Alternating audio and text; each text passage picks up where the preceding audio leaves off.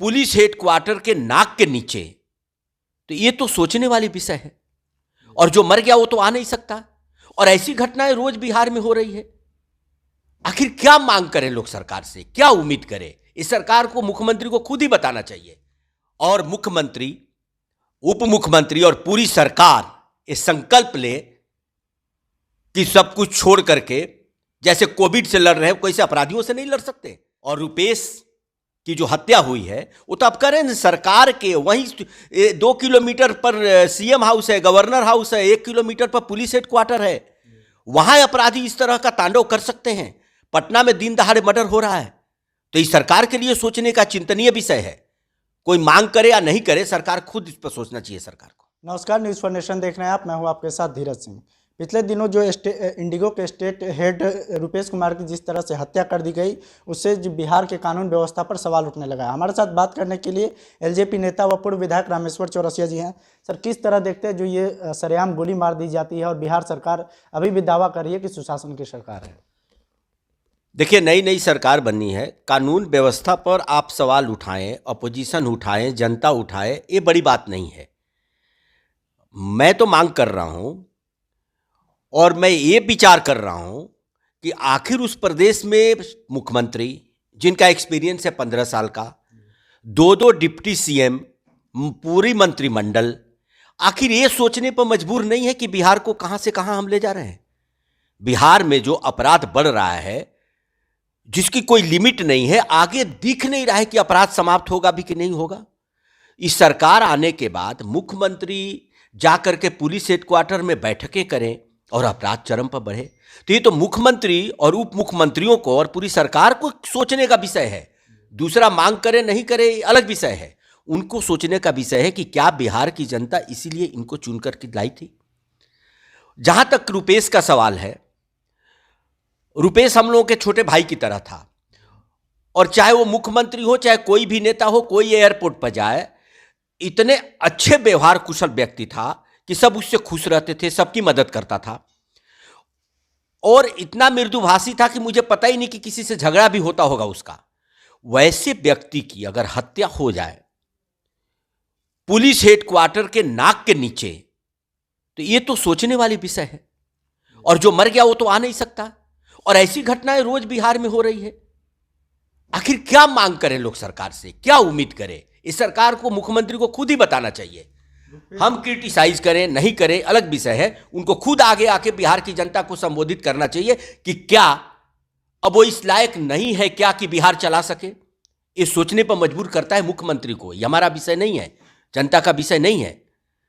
इसलिए मैं मांग करता हूं कि रुपेश, जिस पर 6 लोग आश्रित थे, उसके परिवार को, उसकी पत्नी को सरकारी नौकरी दी जाए और कम से कम 50 लाख का मुआवजा दिया जाए कि उसके बूढ़े माँ बाप और उसके बच्चों की परवरिश हो सके, क्योंकि उसको देखने वाला तो कोई नहीं है।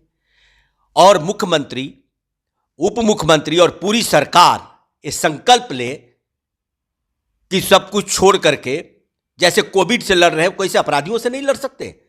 तो सरकार का इकबाल तभी कायम होगा जब सरकार ये दिखाएगी कि अपराधियों से लड़ने के लिए सरकार तैयार है।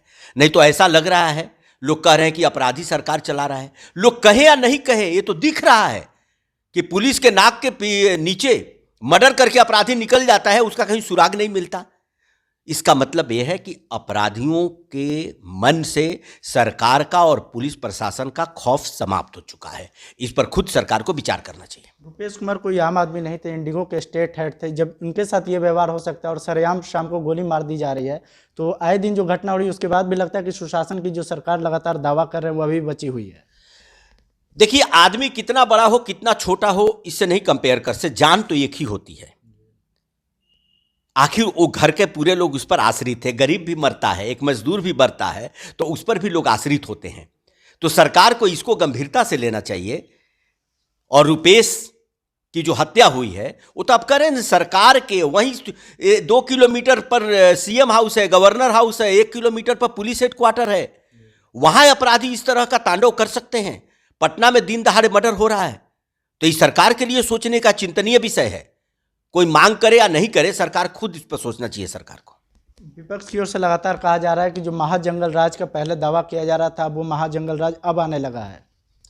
इस पर तो मैं बोला ना आपको कि मैं कुछ नहीं बोलूंगा, इस पर मुख्यमंत्री खुद विचार करें कि लोग बोल रहे हैं तो क्या उसमें सच्चाई है या नहीं है, खुद उनको विचार करना चाहिए। लगातार कहा जा रहा है कि जिस तरह से उनकी मर्डर हुई है उस पर जांच की भी मांग की जा रही है। बिहार पुलिस से क्या आप मांग रहे हैं देखिए, क्या जांच की मांग करें, इतने मर्डर हो चुके, आज तक तो कोई सुराग निकला नहीं।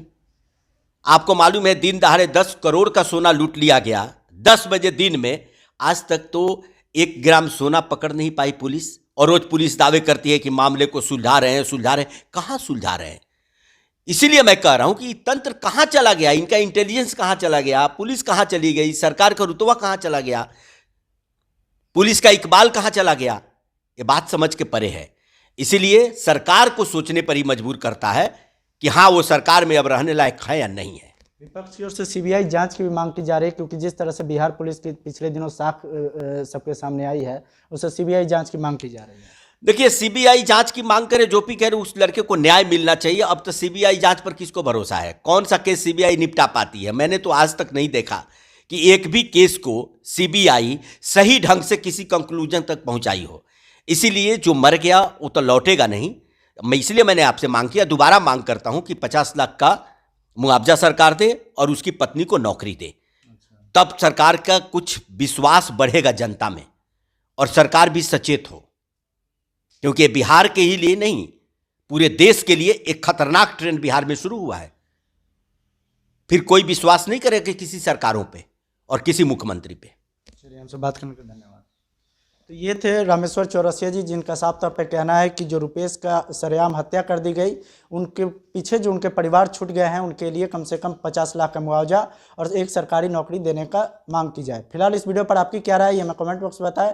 अब तक हमारे न्यूज़ फाउंडेशन चैनल को सब्सक्राइब नहीं किया तो चैनल सब्सक्राइब कर लें, और अगर इस वीडियो को फेसबुक पर देख रहे हैं तो पेज को लाइक करें और फॉलो करें। शुक्रिया।